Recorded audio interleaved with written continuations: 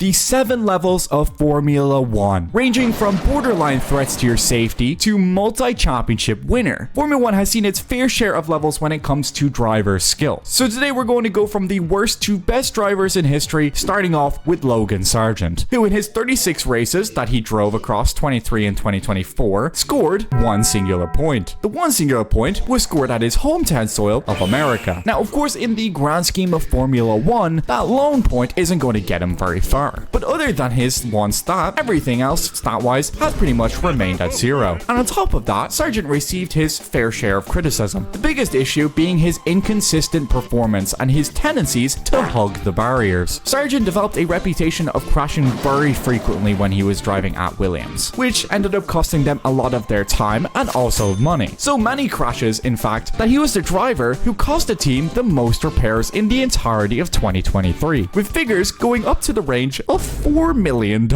In the era of budget caps and tight resources, every wrecked chassis hurts the team's ability to develop the car and reflects the team's performance. Fans started pointing to Sargeant as a financial liability, especially when teammate Alex Albon was dragging the same car into Q3 and was actually scoring points. Sargeant's struggles also raised questions about whether he was promoted too early. Many believed he needed another year in Formula 2 so he could actually refine his craft. But instead, the pressure of F1 seemed to create a vicious cycle of more mistakes and also lowered his confidence, resulting in fewer results. By 2024, the goodwill had run out, and one specific incident in the Dutch Grand Prix was so bad that it cost the team around $1.5 million in just repairs. And this was the final straw for Williams. The team dropped him and replaced him with Franco Colapinto the following race, and Logan Sargeant has become a legacy of level 1. And if we had to specify what rank he would be on the first level of F1 drivers, which we're going to call the bad tier of drivers. And beside him, we have Yuji Ida. Now, most drivers dream of breaking records, taking wins, or at least just scoring points in Formula 1. But Yuji's claim to fame was that he became the first and only F1 driver in history to receive a permanent racing ban in the middle of a season. After just 4 races in 2006 with a brand new Super Aguri team, his FIA license was revoked following a series of incidents on track. After dangerously impeding Rubens Barrichello during qualifying and sending Christian Albers catapulting off the track, the FIA had seen enough and pulled the plug, even accounting for the bad machinery he was driving in. These mistakes went beyond just simple rookie mistakes and is one of the testaments for bad driving, which puts him in level 1, alongside Nikita Mazepin, otherwise known as one of the worst tier drivers in all of Formula 1 history. Now, Nikita Mazepin raced along in the 2021 season and ended it with 0 points. That's 1 less point than Logan Sargeant. From the very start of the season, Mazepin set the tone by spinning out 3 corners in the Bahrain Grand Prix. Statistically, Mazepin was buried alive by his teammate Mick Schumacher, who outqualified him in every single race. His best finishing position was P14 in Baku, which was a chaotic race in which nearly a quarter of the field was taken out. And on top of the bad performance, Mazepin was a famously dangerous driver, failing to check his mirrors and turning into other drivers multiple times. Mazepin's reputation as a Formula 1 driver and as a person were even further tainted when Haas dropped him and his dad's sponsorship money before the 2022 season. So not only was he kind of a nepo baby, it was just bad.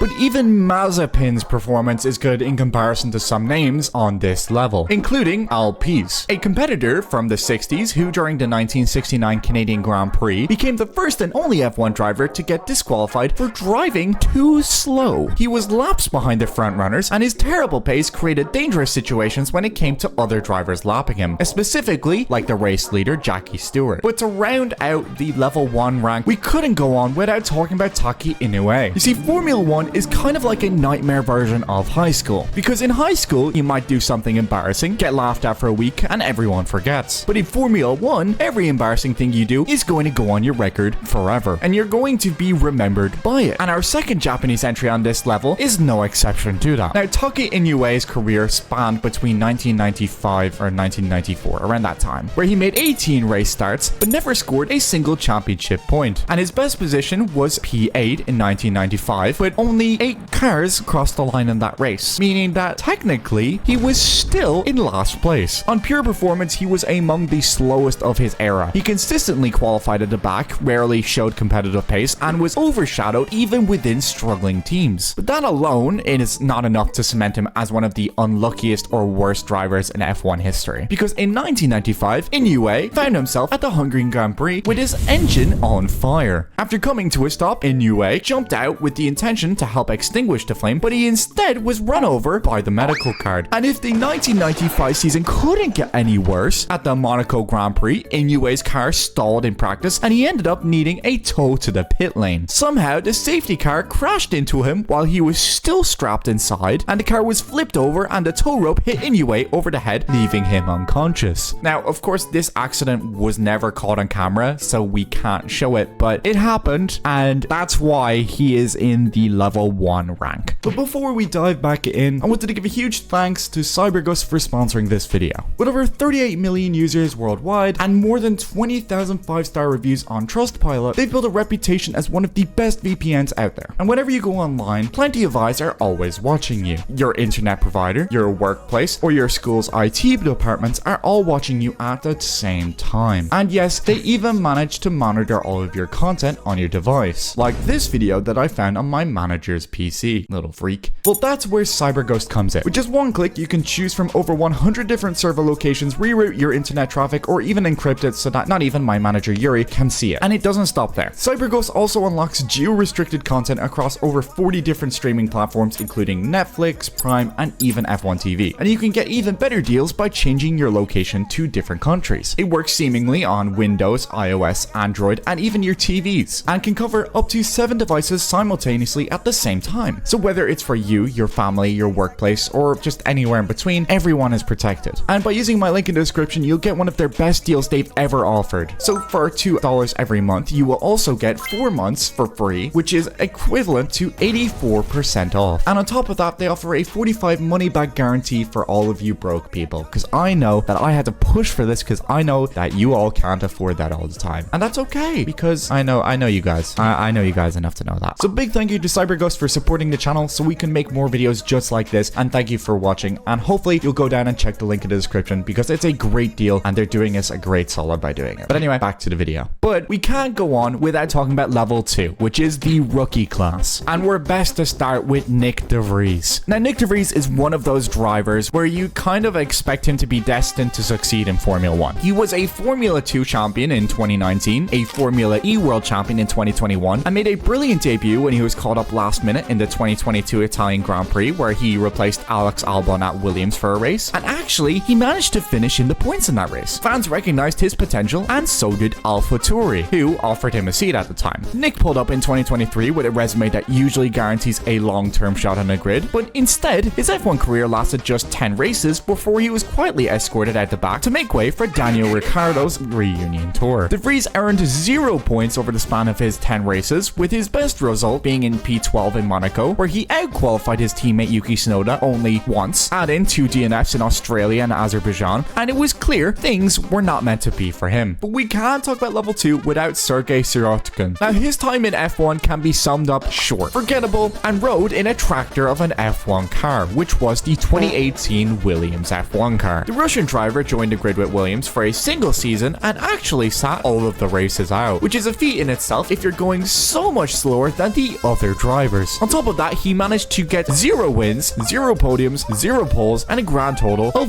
1 career point. And that singular point was earned at a 10th place position in the Italian Grand Prix, but it was a stroke of dumb luck because most weekends Sirotkin was stuck at the back battling his teammate Lance Stroll for the honor of not being dead last. Despite the grim numbers, it's hard to blame Sirotkin entirely. The 2018 Williams was notoriously slow, suffering from poor aerodynamics and chronic lack of development. But still, Sirotkin didn't do enough to justify staying, and he was replaced the following year. But then we also have Felipe Nasser. Now, Felipe showed up in Formula 1 in 2015 with the Sauber group, and unlike other drivers we've talked about so far, he actually did pretty good. It looked like he was going to be Brazil's next big thing, because his debut in Australia was ridiculous, where he finished in P5 in a midfield car and had no business being anywhere in the points. His high package was complete in 1 race, and he backed it up across the season with 6-point finishes and ended up the year with a respectful 27 points, which is 27 more points than Sirotkin, by the way. Fans called him one of the most promising rookies of that year, and Brazil was already looking for him to be the next Massa with his retirement looming. But unfortunately for him, by 2016, the Sauber was was a rolling speed bump, as suddenly Nasser wasn't looking like the greatest Brazilian hope, but just another guy that was gonna get lapped sooner than later. Now, he only scored once throughout the entire year, but it was a spectacular performance at his home race in Brazil in the rain, where he hauled a miserable Sauber into 9th place. Those 2 points leapfrog Sauber ahead of Manor in the Constructors' Championship, saving the team tens of millions in prize money, but bankrupting the already struggling Manor team into oblivion. And yet, despite being the guy who literally saved Sauber's season, he didn't keep his seat due to the ownership changing of the team. Felipe had talent and he clearly had the pace to belong, but he was also seen as a pay driver with Banco do Brazil funding keeping him in the seat. But despite all of that, his rookie season was undeniably good as far as rookies go, and Nasser had a kind of a debut season most drivers would kill for nowadays, even if the hype never went anywhere. But then we have Will Stevens as well, a driver who never really went anywhere. However, on top of having the most generic name ever, his only legacy in F1 was that he was the guy that showed up. He entered the sport in 2014 with Caterham, a team on its financial deathbed, and made his racing debut at the Abu Dhabi Grand Prix, the one race that earned him a full-time seat at Manor in 2015, where he stacked up 18 race starts and no points. To his credit, Stevens wasn't a complete disaster. He outqualified Robert Mary more often than not, proving he could at least beat another rookie with similar shit material. But even Alexander Rossi came in a 5-race cameo. Stevens was outpaced, and when you're being overshadowed by a part-timer, it doesn't really scream job security. But I know someone else who understands, and that is Zhou Guanyu. Now, I hate to say it, but I like Zhou Guanyu. I think he is a great driver. But when he came into Formula 1 in 2025 with Alfa Romeo, he immediately made history as the first full-time Chinese driver in F1. That fact alone guaranteed headlines, but it was clear from day one, Zhou wasn't here to sell us merch, and he actually did deliver from day one. On his debut in Bahrain, he scored a point with a composed drive to 10th, which was not a bad way to silence the people saying he was only there because of sponsorship money. Across 3 seasons and a team rebranded to Kick Sauber, Zhou was consistent but not spectacular. His best results were a P8 finish in Canada in 2022 and Qatar 2024, where he also got voted driver of the day, which also shows fans actually somewhat liked him. He ended his career with a not incredible but also not amazing 16 points, 2 fastest laps, and a reputation as a composed but somewhat boring driver. No podiums, no wild heroics, but also no catastrophic rookie disasters that earn you a silly nickname, like Osama bin Russell. And I'm not going to count the Silverstone crash because that wasn't even his fault. But guess whose it was? This guy's again. And comparing Zhou to a seasoned teammate like Valtteri Bottas, Zhou often looked like a junior intern who could hold his own but never was able to truly succeed. At the end of the day, Zhou occupies that middle ground where F1 rookies often live. He's not generational talent, but he's not a disaster either. He proved he belonged where he scored points and opportunities that came, and also gave F1 a huge PR boost in China. And also on top of that, he's now driving for Ferrari, which, you know, makes the cult fan base even bigger, because now the Ferrari fans aren't just in Italy or any place like that. Now they're all swarming China too. Now, I also want to say that I think all the current rookies in the F1 season currently, so we're talking Kimi Antonelli, Oliver Behrman, Gabriel Bortoleto, should fit into this tier as well. I think level 2 seems fair to have the rookies in, most of them. I'm excluding Isaac Ajar, who we'll get into later, but Kimi had a great race where he came in first in the sprint race qualifying, so he does have the ability to do it, but he just hasn't been able to deliver so far this season. He's also like the second coming of Osama bin Russell. Ollie Behrman just hasn't had the material to do anything. He did when he was at Ferrari during testing, so we know he has the ability to do good, but just nothing at the moment. Then Gabriel Bortoleto is the same. They've had a bit of a tractor of a car this year, except for on the straight lines where they seem to be going like rockets recently. So as I said, the rookies I would say are mostly all in level 2 so far. But as the year goes on, I'm hoping they prove me wrong. Now we're on to level 3. Now let's talk about some of the F1 drivers who are a bit more relevant. Now midfielders are the backbone of Formula 1. They keep the grid competitive, make for more interesting battles when the front pack is a little boring, or if it's the 2023 season where Max just wins every race, or the 2025 2025 season, where Lando and Oscar go ahead 30 seconds in the Miami Grand Prix and make the most boring race known to man. Now, sometimes the midfield drivers will pull off an incredible race, and these are some of the exceptions. Now, it's important we talk about Esteban Ocon, another team hopper who seems stuck in the same area as Nico Hülkenberg. Despite a better track record, the Frenchman's career looks solid on paper, having over 470 career points, 4 podiums, and even a race with a chaotic win in 2021 Hungary Grand Prix, where he somehow survived a turn 1 bowling alley and kept Sebastian Vettel behind him to grab Alpine's first victory in over a decade. That win made Ocon a hero for about 5 minutes, and don't get me wrong, rightfully so. But it's hard to forget Esteban has been living in the midfield ever since then. For those 4 podium places he got, he also had a long stretch of just existing, floating from P8 to P12 like clockwork. And on top of that, Ocon had his fair share of teammate drama, famously with Sergio Perez at Force India, and then with Fernando Alonso at Alpine, proving that he's not afraid to get elbows out even when he has people that are bigger names that he's against. But why did I put him so low in level 3, technically by that logic? Well, it's because he's French. Then we have Romain Grosjean. With over 179 race starts, he racked up 10 podiums, nearly 400 career points, and has 1 fastest lap. So the number and results in his category vary a lot. But looking at Romain Grosjean's career as a whole, it's not great. But it's also not horrible. What was horrible was his debut season in 2009 with Renault, where he decided to rack up 0 points. He made a return to F1 in 2012 with Lotus, where he decided he was actually going to drive a little bit decent. His best year was in 2013, where he bagged 6 of the total 10 podiums, and for a brief moment it looked like he was going to be the next big thing in F1. But that was excitement that was about as short-lived as an ultra soft tire. Grosjean had speed and could qualify well enough, but he became infamous for mistakes, crashes, and dangerous moments on track, even bringing 1 race ban onto himself at the 2012 race in Belgium after causing a huge pile-up. By the time he joined Haas in 2016, he turned into the face of permanent midfield, and Grosjean's legacy became more about that fiery crash in Bahrain of 2020, where he miraculously survived. I don't know how he did it, but he did. But if we're going to talk about crashes, we have to bring up Lance Stroll. And I know I'm going to get a lot of hate for putting Lance Stroll in level 3 instead of level 2, but as a whole, when you look at it, I made a video a while back, which may have had a little bit of wrong information, I will admit, but even then, like, he still is kind of just a mid driver. He's mid, but he's not horrible. Like, he can drive well when he wants to. Now, he is far from good, and that's not even meant as an insult. He's been a permanent resident of the midfield pack since the debut in 2017. And despite gathering 3 podium finishes, he's just not as fast or promising enough to scare the big names. A single pole position is not gonna cut it if you want to proceed to finish 9th in every other race. And the pay driver label isn't doing this man any good either. But unlike other pay drivers like Mazepin, he was consistently mid. But still, he's just so painfully average it hurts to watch sometimes. And that effect is especially amplified when you put him beside a way better teammate like Alonso or Perez, which perhaps makes him look worse than he actually is, other than the millions of times where he loved hugging and crashing and making out with walls. But I want to talk about someone else actually that I feel is even more controversial to be in this level, and that's Daniil Kvyat. Now, Kvyat is definitely one of the lower tier drivers on this level. He burst onto the scene with Toro Rosso in 2014 and even bagged a Rookie of the Year award, which looked promising. By 2015, he was promoted to Red Bull, where he did actually beat Danny Ricciardo in the championship standings. His best finish came in that year when he was a P2 at Hungary, and for a brief moment, it looked like he could be the future race winner. But then he decided to become a ballistic missile. To be honest with you, I see a bit of Osama bin Russell roots here. The man stuck after Vettel called him a torpedo in the cooldown room, and Kvyat took that shit personally. In the following race in Russia, he managed to hit Sebastian Vettel twice in the same set of corners, and Red Bull lost his patience fast, and in 2016, Kvyat was brutally demoted back to Toro Rosso mid-season so that a young Max Verstappen could take his seat, and his girl, and his daughter, and his family life, and that move pretty much defined his career for the rest of his life. Kvyat became a consistent midfield and unremarkable presence. He occasionally popped up with a decent result, like a surprising podium in the 2019 German Grand Prix, but otherwise, he was mostly overshadowed by his teammates. Final driver for level 3, we have Isaac Hadjar, who is one of the more promising rookies I would say this year so far. He got a podium a few races back, and I see a bright future for this kid, especially since his season started out so horribly with people making horrible comments, not specifying any helmet marcos, and then suddenly he gets 3rd place in a podium finish, and suddenly everything's good. But we all know that Isaac Hadjar is not going to circle back to Red Bull's main team because if anything, that would be a demotion. And Isaac Kajar doesn't negotiate with terrorists. But that is all of the level 3 and we're on to level 4, baby. We're into the point scorers category. And now it's important we talk about Nick Heidfeld, who is one of the more iconic drivers in the level 4 category. On top of maybe having the worst haircut in F1, Nick Heidfeld drove a relatively cursed career. The man was a walking definition of a point scorer because he was fast enough to regularly bag a lot of points and sometimes even podiums. But he was cursed by the universe to never actually win an actual race. In fact, he holds the record for the most podiums without a win in Formula 1 history. 13 trips into the champagne stand and never once got to spray the bottle from the top of the podium. Heidfeld's career spanned from 2000 to 2011, bouncing between Sauber, Williams, BMW and Renault. And in almost every seat, he was in the same story. His best results came with BMW Sauber in 2007, where he finished 5th in the championship and looked like he could actually finally break through. Spoiler alert, he didn't. His only pole came at the 2005 European Grand Prix, and his career stats ended up with 259 points and 0 wins. But if we're going to talk about point scores, I feel like it's important we talk about Carlos Sainz, who I know he is incredibly talented and he got absolutely shafted by,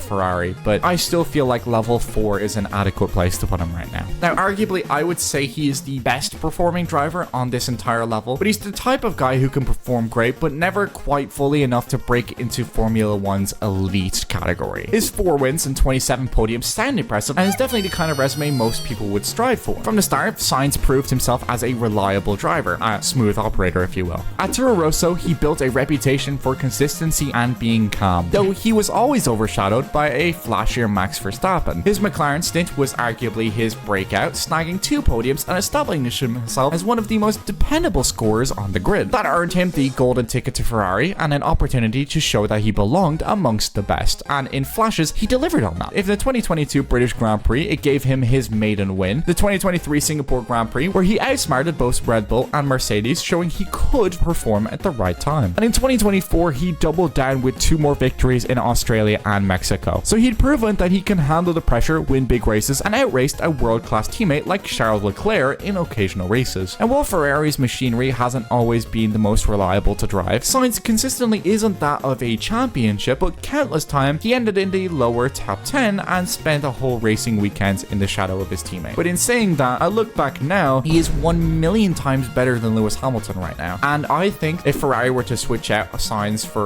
Lewis Hamilton and just reverse it, I feel like they would have a better chance of winning. But someone that also could have been replaced out is Ralf Schumacher, who could have been replaced by his brother, Michael Schumacher. But Ralf is a firmly established name in F1 history. Never quite a world champion like his brother Michael, but definitely not a bad driver. With similar stats to Carlos Sainz, he sits at a respectful 6 wins and 27 podiums. At his peak with Williams in the early 2000s, he was a genuine frontrunner, but like so many other drivers at his tier, he never turned his momentum into actual consistency. Paired with powerful BMW engines, he found himself often fighting for podiums and even finished 4th in the championship standings twice. The move to Toyota in 2005 was supposed to make him a team leader, but instead highlighted his limitations while he scored 3 podiums, and Toyota never became a title contender. And Ralph's form visibly fell off as the season went on, and by the time he left F1 in 2007, he was seen less as a future champion and more as a solid, reliable driver who missed his window. But someone who loves hitting windows is George Russell. Now, Osama bin Russell is at a level in Formula 1 where everyone knows he's good, but is he really championship level? I don't think so. He's racked up 4 wins, and since Lewis Hamilton left Mercedes, Russell has taken on the role of team leader. And while he's done a solid job keeping the team afloat, he hasn't yet shown the ruthless dominance you would expect from a future world champion. His qualifying pace is sharp, his racecraft is steady, but he isn't quite there yet. Definitely one of the better and at least promising drivers, but not quite worthy of the level above. But someone who is very close to the level above is Nico Hülkenberg. If there was one man that deserves to be in that level, it's Nico Hülkenberg. He was fast and competitive enough to hang around for the grid for over a decade, and team hopping